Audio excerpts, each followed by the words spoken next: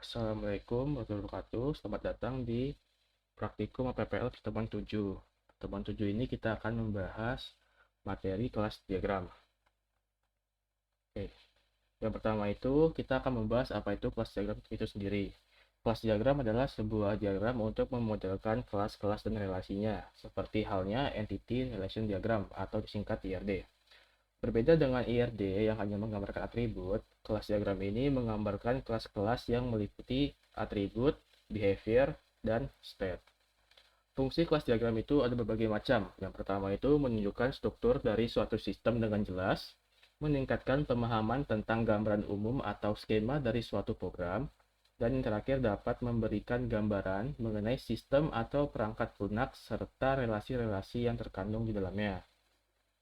Untuk komponen kelas diagram itu, yang pertama itu ada kelas itu sendiri, yang dimana di kelas itu ada nama kelas, dilanjutkan dengan atribut, dan metode. Untuk hubungan antara kelas, yang pertama ada hubungan asosiasi, yaitu hubungan antara dua kelas yang bersifat statis. Biasanya, asosiasi menjelaskan kelas yang memiliki atribut tambahan seperti kelas lain. Sebagai contoh, ada dua kelas, yang pertama itu kelas penumpang dan kelas kereta. Karena penumpang dan kereta itu saling berhubungan, maka hubungannya itu adalah asosiasi. Lalu untuk hubungan selanjutnya itu adalah hubungan agregasi, yaitu hubungan antara dua kelas yang dimana salah satu kelas merupakan bagian dari kelas lain. Tetapi dua kelas ini dapat berdiri masing-masing. Sebagai contoh, ada dua kelas lagi. Yang pertama itu kelas perpustakaan, dan yang kedua itu kelas buku. Nah, tentu di perpustakaan itu ada banyak buku, maka hubungannya itu bersifat agregasi. Dan yang ketiga itu adalah hubungan pewarisan, yaitu atau disebut juga dengan hubungan generalisasi. Dalam kelas diagram yaitu kelas ini suatu kemampuan untuk mewarisi seluruh atribut dan metode kelas asalnya ke kelas lain. Sebagai contoh, ada kelas superkelasnya itu adalah hewan dan subkelasnya itu adalah kuda, ikan, dan harimau. Karena kuda, ikan, dan harimau itu termasuk hewan, maka hubungan antara kuda, ikan, harimau dengan kelas hewan itu adalah hubungan generalisasi atau pewarisan. Oke, kita lanjut ke Asta UML untuk langkah praktikum. Silakan pilih diagram, terus pilih yang kelas diagram.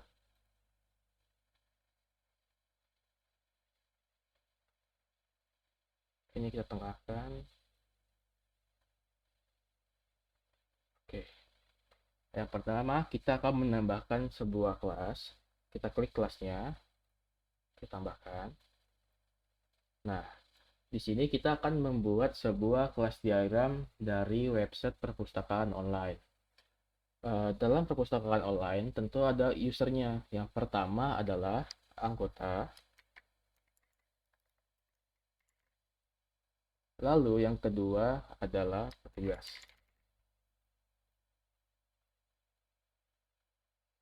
Nah, di sini kita akan menambahkan atribut dari kelas petugas dan anggota. Caranya, klik kanan, add atribut. Nah, pastikan awali dengan simbol minus atau strip.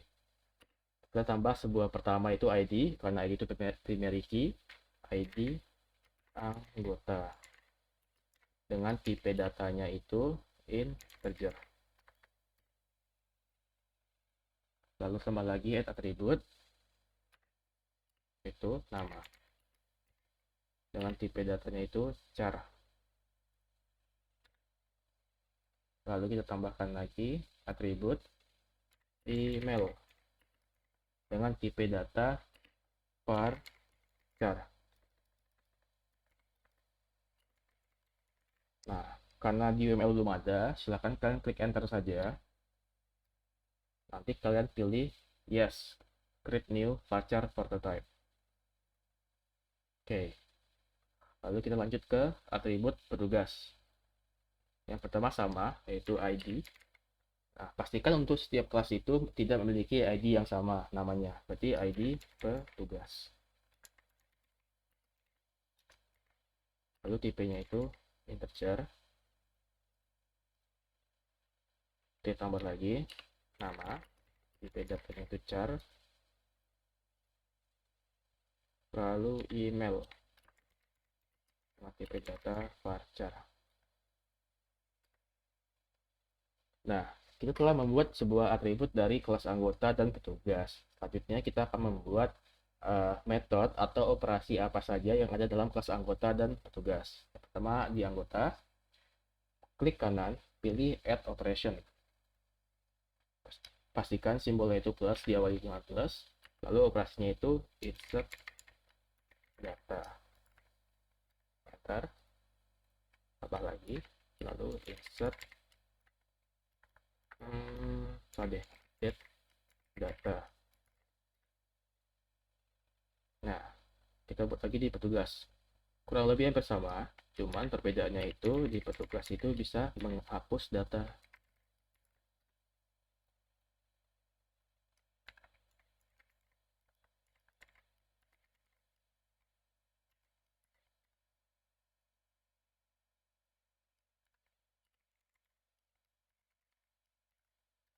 Oke, sampai sini kita telah membuat dua kelas, yaitu anggota dan petugas.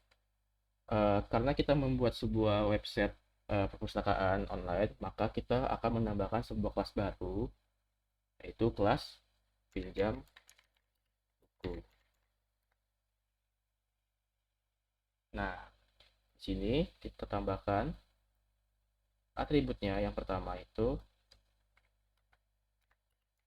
ID pinjam, tipe data integer,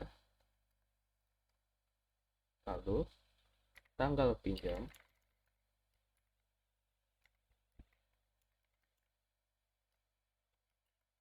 tipe data date, klik enter aja, lalu yes, lalu tanggal pengembalian,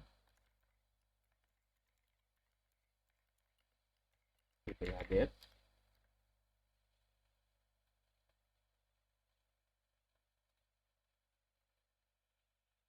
lalu kita tambahkan ID anggota, karena agar tahu siapa yang meminjam. Tipenya integer. Dan untuk metodenya atau operasinya, yang pertama itu ada insert data.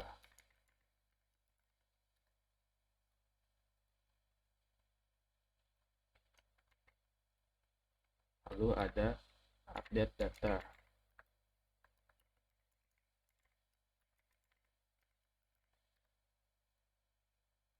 Lalu ada delete data.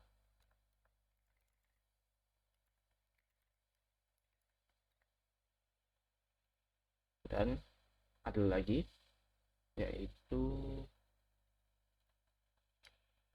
pilih buku.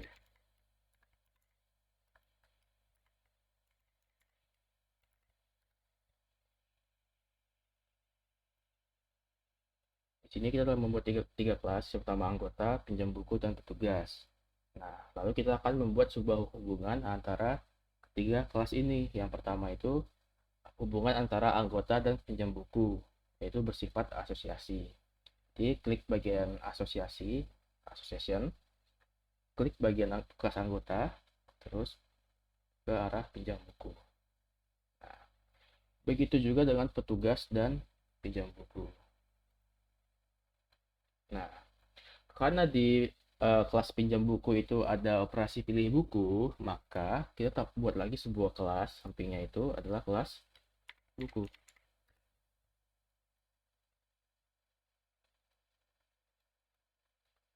Nah, yang dimana atributnya itu ada ID buku, tipenya integer, lalu ada judul buku,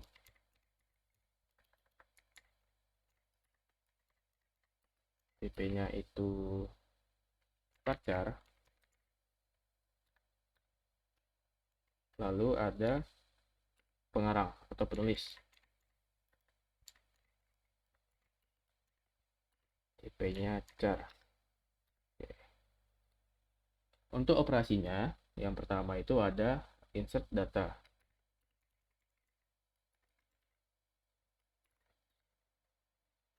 Lalu ada update data.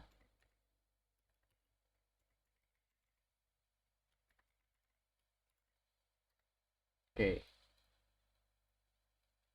kita telah membuat sebuah kelas buku. Nah, kita tambahkan lagi hubungannya antara buku dengan pinjam buku. Di sini saya akan menambahkan dua kelas baru, yang dimana dua kelas ini nanti hubungannya dengan buku ini sifatnya itu generalisasi atau pewarisan. Caranya, kita bikin nama kelasnya itu yang pertama itu buku lokal.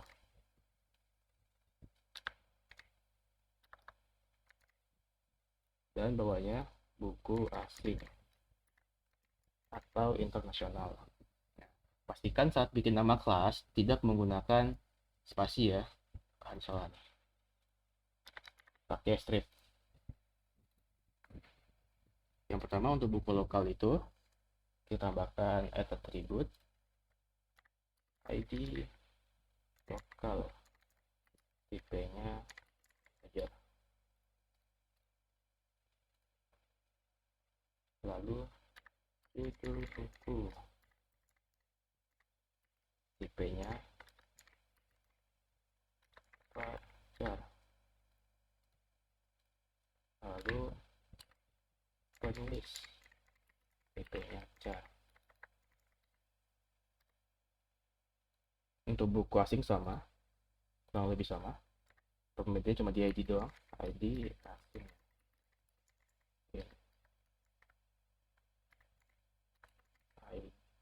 Judul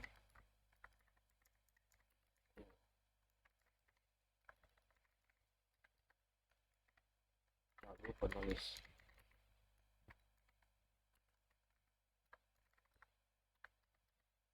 Nah, untuk metodenya sama juga, yaitu insert data,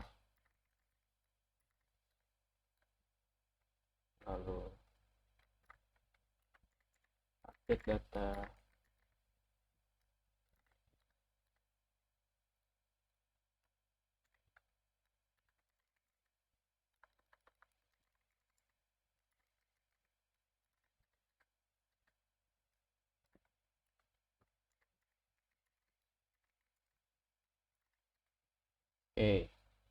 Nah, di sini saya menerapkan hubungan generasi atau pewarisan.